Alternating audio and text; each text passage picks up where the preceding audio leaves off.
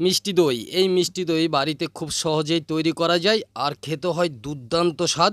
তো এত সুন্দর জমেছে বন্ধুরা, কাত করলেও পড়ছে না।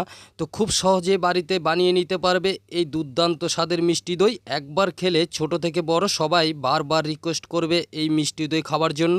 নমস্কার বন্ধুরা, কেমন আছো সবাই? আশা করি সবাই ভালো আছো, সুস্থ আছো। তো আজকে আমি তোমাদের মিষ্টি দই বানিয়ে দেখাবো। তো অনেক বন্ধুরা আমাকে বলেছো যে মিষ্টি দই বসাতে গেলে ঠিকঠাকভাবে জমে না, ঠিকঠাকভাবে বসে না। তো তার জন্য A to Z আমি আজকে দেখাবো কিভাবে মিষ্টি দই বসালে কোনো রকম কোনো ভুল হবে না, পারফেক্টভাবে মিষ্টি দই বসে যাবে। তো তার জন্য ভিডিওটা শেষ পর্যন্ত দেখতে থাকো। আর ভিডিওটা যদি ভালো লেগে থাকে অবশ্যই আমার চ্যানেলটিকে একটা সাবস্ক্রাইব করে দিও। তো চলো তাহলে মিষ্টি দইয়ের রেসিপিটা শুরু করা যাক। মিষ্টি দই তৈরি করার জন্য প্রথমে আমি এখানে লিকুইড দুধ নিয়ে নিলাম 500 ml। তো এই বন্ধুরা, তোমরা এখানে ভালো মানের লিকুইড দুধটা নিতে চেষ্টা করবে, তাতে করে মিষ্টি দইটা খেতে খুবই টেস্ট হবে, খুবই দুর্দান্ত লাগবে খেতে। এবার আমি দেখো হালকা দুধটা গরম হয়ে যাওয়ার পরে এবার আমি এর মধ্যে দিয়ে দিচ্ছি গুঁড়ো দুধ। তো এখানে আমি 1 প্যাকেট 10 টাকা দামের গুঁড়ো দুধ নিয়েছি, কেননা এই দুধের মধ্যে গুঁড়ো দুধটা দিলে মিষ্টি দইটা খেতে খুবই ভালো লাগে আর খুবই টেস্টফুল হয়। তো এবার আমি লিকুইড দুধের সঙ্গে গুঁড়ো দুধটা খুব ভালো করে মিশিয়ে নেব। তো দেখো বন্ধুরা, একটু ভালো করে মিশিয়ে নিতে হবে। এবার আমি এর মধ্যে দিয়ে দিচ্ছি 2টো এলাচ ফাটিয়ে। তো 2টো এলাচ দিলে মিষ্টি দইটা খুব সুন্দর একটা সেন্ট আসে আর খেতেও হয় দুর্দান্ত স্বাদ আর খুব ভালো লাগে খেতে মিষ্টি দইটা। তো এবার আমি কিছুক্ষণ নেড়ে চেড়ে দুধটাকে ভালো করে জাল দিয়ে নেব। তবে এই দুধটাকে আমি 4 ভাগের 3 ভাগ করে নেব। তো দেখো এবার আমি এই দুধের মধ্যে দিয়ে দিচ্ছি চিনি। তো এখানে মিষ্টি অনুযায়ী তোমরা চিনিটা দেবে, যেহেতু মিষ্টি দই তৈরি হচ্ছে তাই অবশ্যই চিনিটা দিতে চেষ্টা করবে। আর চিনিটা দিলে মিষ্টি দইটা খেতে খুবই টেস্ট হবে। তো দেখো এবার আমি চিনিটা দুধের সঙ্গে খুব ভালো করে মিশিয়ে নিচ্ছি। যেহেতু চিনি দিয়েছি তাই দুধটা একটু পাতলা হয়ে যাবে, তো আমাকে কিছুক্ষণ টাইম ধরে দুধটাকে নেড়ে চেড়ে একটু ঘন করে নিতে হবে। এবার গ্যাসের ফ্লেমটাকে লো টু মিডিয়ামে রেখে দুধটাকে আমি ঘন হতে বসিয়ে দিলাম। তো এই ফাঁকে আমি একটা বাটির মধ্যে ছাঁকনি নিয়ে নিলাম, নিয়ে এখানে আমি টক দই বীজটা নিয়েছি। তোমরা চাইলে এখানে মিষ্টি দইটাও নিতে পারো, তবে এই টক দই বীজটা সম্পূর্ণ নর্মাল তাপমাত্রার হতে হবে। এটা কিন্তু ফ্রিজ থেকে বের করেই নেওয়া যাবে না, এটাকে পুরোপুরি নর্মাল তাপমাত্রায় রেখে তবেই এইভাবে নিতে হবে। তো টক দই বীজটা আমি ছাঁকনির মধ্যে রেখে দিলাম 10 মিনিটের জন্য, জলটা ঝরানোর জন্য। এই ফাঁকে দেখো আমি দুধটা ঘন হতে বসিয়ে দিয়েছিলাম, আর দেখো দুধটা অনেকটাই ঘন হয়ে গেছে, দেখতেই পাচ্ছ।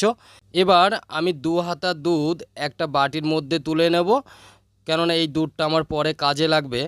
তো দেখো আমি 2 হাতা দুধ একটা বাটির মধ্যে তুলে নিলাম। এবার আমি সাইডে আরেকটা কড়াই নিয়ে নিলাম, নিয়ে এই কড়াইয়ের মধ্যে আমি 50 গ্রাম চিনি দিয়ে দিচ্ছি। তোমরা চাইলে এখানে 50 থেকে 60 গ্রাম চিনি নিতে পারো। তো এই চিনিটার ক্যারামেল বানিয়ে নেব। মিষ্টির দোকানের মতো সুন্দর কালার আনার জন্য এই চিনির ক্যারামেলটা বানিয়ে নিতে হবে।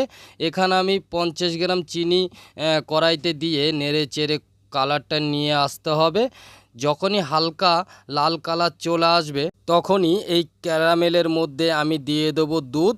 তবে দুধটা দেওয়ার সঙ্গে সঙ্গে এভাবে ফুলে উঠবে, তাতে কোনো ভয় পাওয়ার কোনো কারণ নেই। তো এবার আমি এই ক্যারামেলের সঙ্গে দুধটা খুব ভালো করে মিশিয়ে নেব। তো দেখো একটা সময় মিশিয়ে নিতে নিতে দেখো কত সুন্দর মিশে গেছে, আর একবারে মিষ্টির দোকানের মতন কালার চলে আসবে দইটা সম্পূর্ণ। তো এটা আমার তৈরি হয়ে গেছে। এবার আমি ওই দুধের মধ্যে ক্যারামেলটা ঢেলে দিলাম, দিয়ে এবার আমি এই দুধটার সঙ্গে ক্যারামেলটা খুব ভালো করে চিনির মিশিয়ে নিলাম। তো দেখতেই পাচ্ছ কত সুন্দর মিশে গেছে, আর খুব সুন্দর কালার চলে এসছে দেখো দুধটা। তো নেড়ে চেড়ে আমি দুধটা অনেকটাই ঘন করে নিলাম, তবে একবারেই বেশি ঘন করতে যাবে না। এবার গ্যাসটা অফ করে দুধটা ঠান্ডা হতে রেখে দেবো। এ ফাঁকে দেখো আমি যেই টক দই বীজটা ছাঁকনির মধ্যে জল ঝরাতে রেখে দিয়েছিলাম, দেখো অনেকটাই জল ঝরে গেছে।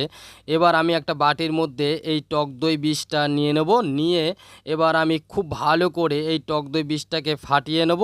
তবে মিষ্টি দইয়ের ক্ষেত্রে হোক আর টক দইয়ের ক্ষেত্রে হোক, টক দই বীজটাকে খুব ভালো করে ফাটিয়ে নিতে হবে। তো দেখো বন্ধুরা, আমি যেমনভাবে দেখিয়েছি ঠিক এভাবেই ফাটিয়ে নেবে। তো এবার আমি যেই দুধটা ঠান্ডা হতে রেখে দিয়েছিলাম, আমি এই দুধের মধ্যে আঙুল চুবিয়ে দেখিয়ে দিচ্ছি। দেখো কুসুম গরম রাখতে হবে, যেন একবারেই গরম না হয় আর পুরোপুরি ঠান্ডা না হয়। তো এবার আমি এই টক দইয়ের বীজের মধ্যে এই দুধটা আমি ঢেলে দিলাম। তবে বন্ধুরা অবশ্যই কিন্তু খেয়াল রাখবে দুধটা যেন একবারে ঠান্ডা না হয়ে যায়, কুসুম গরম থাকে এমনভাবে এই দই বীজের মধ্যে ঢেলে দেবে। তো কিছুক্ষণ ধরে নেড়ে চেড়ে নিলাম। এবার আমি নিয়ে নিলাম মাটির সরা। এই মাটির পাত্রের মধ্যে আজকে আমি দইটা বসাবো।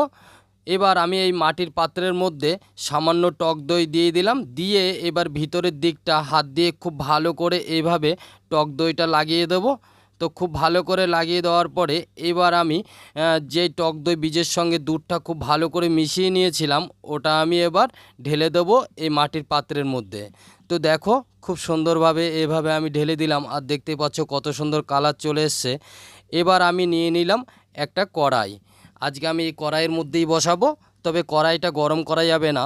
তো কড়াইয়ের মধ্যে এভাবে আমি মাটির পাত্রটা বসিয়ে দিলাম, দিয়ে এবার চারদিকে একটা শুকনো কাপড় এভাবে আমি দিয়ে দিলাম, তাতে করে যেন মাটির পাত্রটা কোনো রকমভাবে না নড়ে চড়ে যায়, সেই দিকে কিন্তু অবশ্যই খেয়াল রাখবে বন্ধুরা। তো এবার আমি এই মাটির পাত্রের উপরে একটা ঢাকনা চাপা দিয়ে দিলাম, দিয়ে এবার চারদিকটা খুব সুন্দরভাবে এভাবে চাপা দিয়ে দেবো, যেন কোনো রকমভাবে বাইরে থেকে হাওয়া ভিতরে ঢুকতে না পারে। এবার এই ঢাকনার উপরে আমি দিয়ে দিলাম তোয়ালি, তবে তোমরা এখানে চাইলে যে কোনো কাপড় দিতে পারো, যেন বাইরে থেকে কোনো হাওয়া ভিতরে না ঢুকতে পারে। আর একই জায়গায় রেখে দেবে, নড়াচড়া করা যাবে না 12 ঘন্টার জন্য। তো 12 ঘন্টা পর ফিরে এলাম। তো এবার আমি তোয়ালিটা সরিয়ে তোমাদের দেখাচ্ছি ভিতরে দইটা কেমন বসেছে।